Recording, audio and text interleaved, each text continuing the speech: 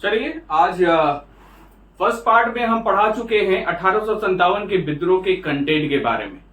अब हम जा रहे हैं मानचित्र से बताने के लिए। 1857 के क्रांति या विद्रोह के मानचित्र से हम लोग उल्लेख करते हैं और भारत में जहां जहां भी यानी स्पेशल हम बताए भी थे कि भारत में नॉर्थ इंडिया में उत्तरी भारत में ज्यादा 1857 के विद्रोह के बारे में उल्लेख के बारे में पढ़े हैं और ज्यादा क्रांति वहीं पर आग लगा हुआ था।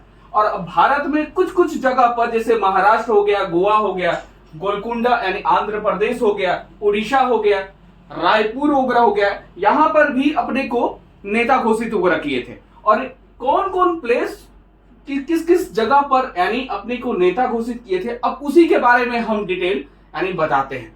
तो सबसे पहले इसके अलावा 2 पॉइंट और है, प्रमुख तथ्य और विद्रोह के दमनकर्ता जो अंग्रेज अधिकारी थे अपने को नेता जो घोषित किए थे उन्हें दमन करने के लिए अंग्रेज अधिकारी का नियुक्ति किया गया यानी अपॉइंटमेंट किया गया। चलिए अब स्टार्ट करते हैं क्या है कि दिल्ली से, यानी दिल्ली में ही बताए थे पिछली बार जो क्लास में बताए थे कि 11 मई 1857 को ही मेरठ से सैनिक जाते हैं और बहादुर शाह जफर द्वितीय को अपना नेता घोषित करते हैं। पहला नेता बहादुर शाह जफर ही थे, यानी दिल्ली में बहादुर शाह जफर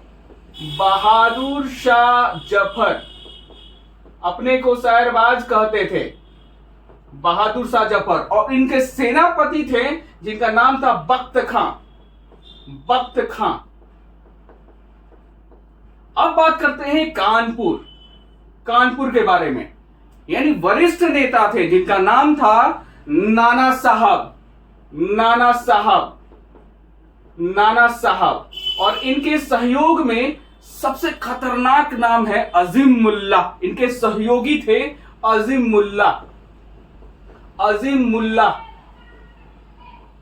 मुल्ला और कमांडर इन चीफ थे जो कि बहुत बार एग्जाम में आ चुका है कि कानपुर में नाना साहब के कमांडर इन चीफ थे तो कौन थे? तात्या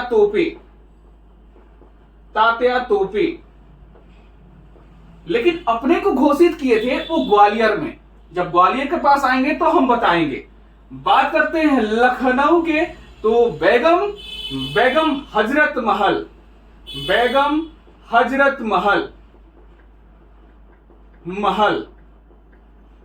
ठीक है। बात करते हैं फैजाबाद के, तो मौलवी साहब थे जिनका नाम था मौलवी अहमदुल्ला। अब बात करते हैं मथुरा के, तो मथुरा में देवी देवता काफी थे, ठीक है ना। तो याद करने के लिए याद रखिएगा, तो देवी देवता मथुरा में बहुत स्थापित हैं, ठीक है ना। तो देवी सिंह। अब बात करते हैं आरा के, तो 80 साल के उम्र में अपने को नेता घोषित किए थे। ऐसे तो जगदीशपुर के जमींदार थे और जमींदारी समाप्त होने के बाद वहीं पर अंग्रेजों के खिलाफ बगावत फैला दिए थे और जगदीशपुर आरा से जितने अंग्रेज थे उन्हें भगाए थे। सबसे पहले यही काम किए थे 80 साल के जो वरिष्ठ नेता थे जिनका नाम था कुंवर सिंह और उनके सहयोगी थे अमर सिंह, उनके भाई अमर सिंह। अब बात करते हैं पटना के बात अगर करते हैं तो 2 थे नेता, पहले पीर अली और उनके सहयोगी थे बंदेल अली।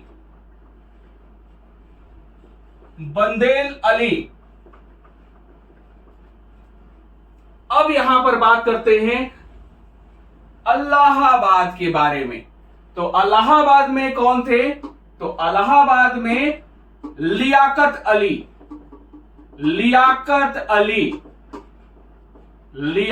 अली थे। बात करते हैं बरेली के, तो बरेली में थे अपने को खान मानते थे।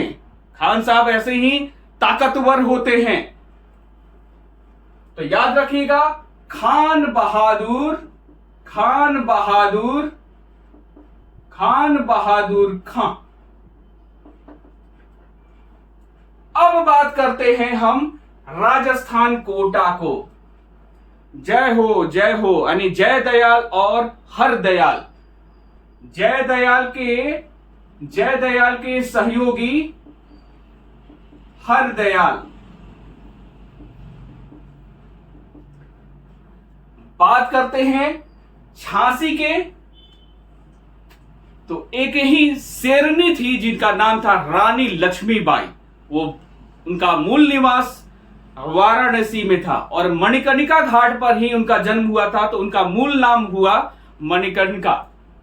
रानी लक्ष्मीबाई।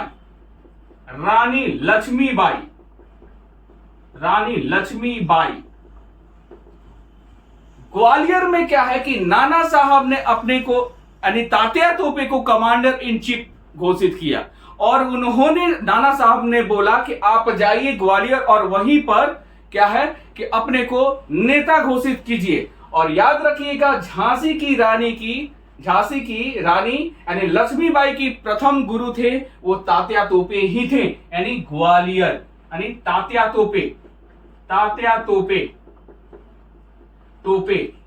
इनका मूल नाम था रामचंद्र पंडुरंग।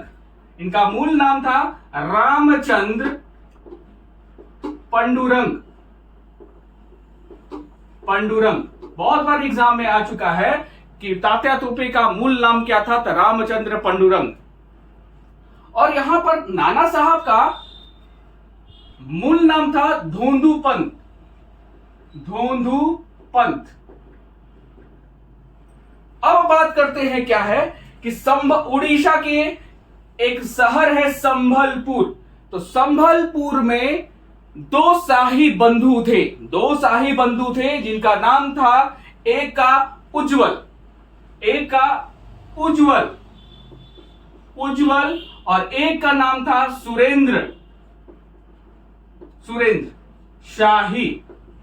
ठीक है, अभी ही नरेंद्र मोदी ने एक एयरपोर्ट का नाम सुरेंद्र शाही के नाम पर ही रखे हैं, सुरेंद्र शाही। अब बात करते हैं महाराष्ट्र के, तो याद रखिएगा महाराष्ट्र में वासुदेव खुद वहां पर प्रकट होते हैं और अपने को 1857 के क्रांति के विद्रोह के नेता घोषित करते हैं जिसका नाम था, यानी बात करते हैं तो वासुदेव बलवंत फड़के। गोवा की अगर बात करते हैं तो दीपू जी राणा, अपने को राणा घोषित करते हैं। बात करते हैं कुल्लू के बारे में, तो कुल्लू में राणा प्रताप सिंह।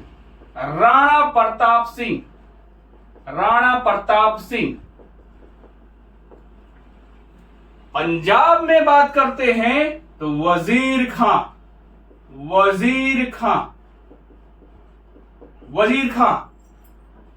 अब हम लोग बात करते हैं लास्ट में गोलकुंडा अभी वर्तमान में तेलंगाना में है। गोलकुंडा आंध्र प्रदेश से जो अलग हुआ था, तेलंगाना जो लैंड लॉक एरिया है, गोलकुंडा वहां पर नेता घोषित किए थे महेश भूपति के नाम सुने होंगे, जो टेनिस खिलाड़ी थे, उन्हीं के दादाजी थे। ठीक है ना, बहुत चिंता करते थे, तो याद रखिएगा चिंता भूपति। अब बात करते हैं विद्रोह के दमनकर्ता के बारे में। तो एक बात यहां पर हडसन इसलिए लिखे हैं, तो सबसे पहले क्या है कि हडसन साहब ने, अंग्रेज जो अधिकारी थे, उन्होंने दिल्ली में बहादुर शाह जफर और बख्त खां पर कंट्रोल स्थापित किया और बहादुर शाह जफर को कहां भेज दिया गया, तो वर्मा की राजधानी उस समय था रंगून भेज देते हैं। ठीक है ना। अब बात करते हैं दूसरा कैंपबेल के बारे में। तो कैंपबेल बहुत ऐसी जगह हैं जहां पर दमन किए थे 1857 के नेताओं का। तो सबसे पहले कैंपबेल की अगर बात करते हैं तो कानपुर हो गया, लखनऊ हो गया, फैजाबाद हो गया और बरेली हो गया। फिर से बात कर रहे हैं, कानपुर, लखनऊ, फैजाबाद, बरेली, कैंपबेल ने, ठीक है ना।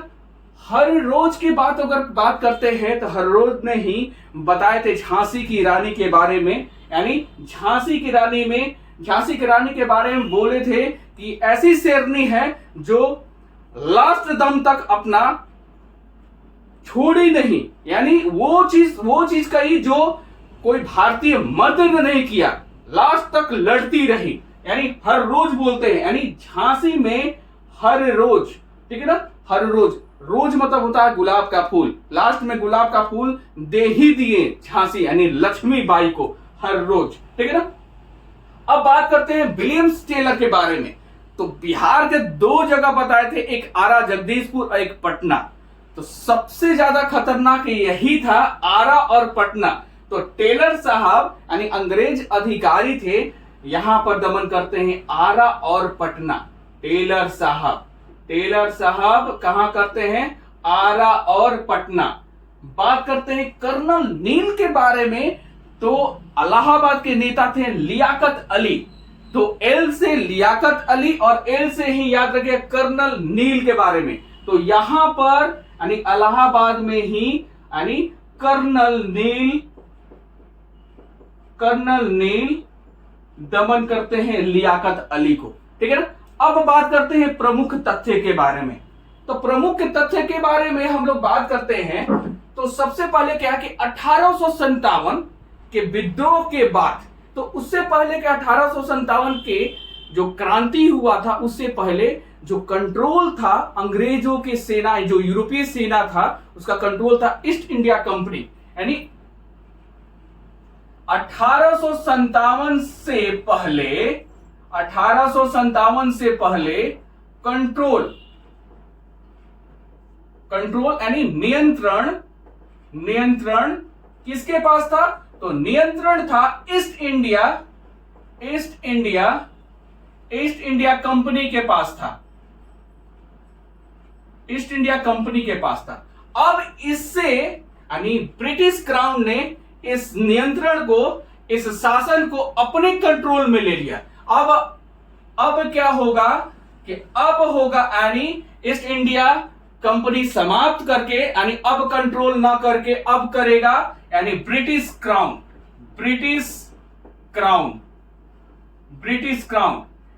यानी ब्रिटिश के राजा का हाथ, यानी ब्रिटिश के राजा के ही हाथ में अब कंट्रोल होगा।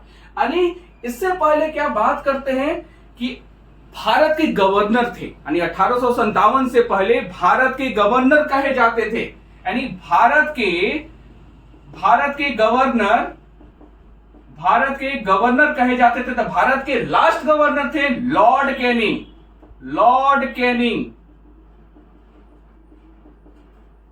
1857 में जब विद्रोह हो रहा था तो भारत के गवर्नर लॉर्ड कैनिंग थे।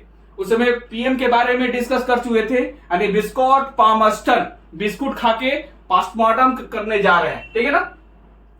अब बात करते हैं यहां पर यानी लॉर्ड कैनिंग के बारे में। तो ये क्या हुआ कि 1 नवंबर 1858 को एक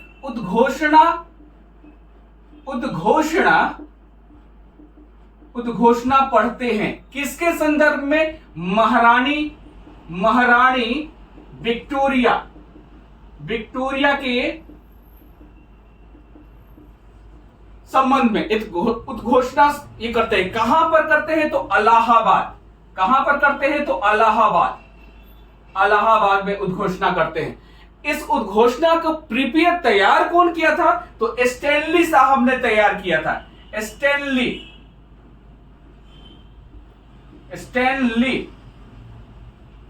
स्टैनली साहब ने तैयार किया था, ठीक है।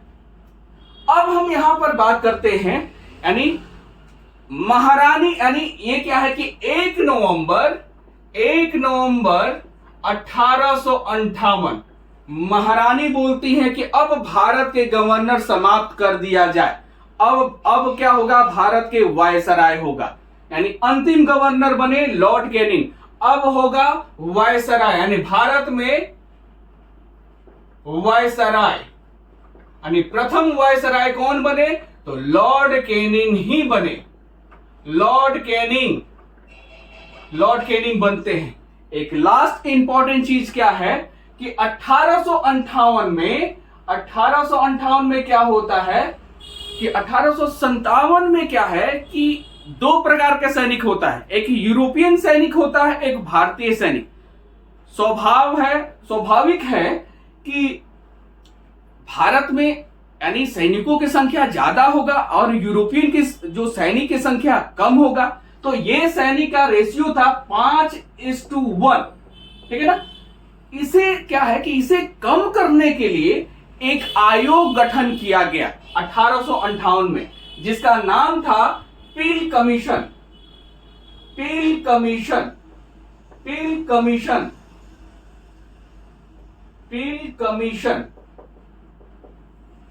इस पील कमीशन के तहत यानी भारत के जो सैनिक हैं और ये यूरोपियन सैनिक हैं, इनका रेशियो किया गया यानी 2:1।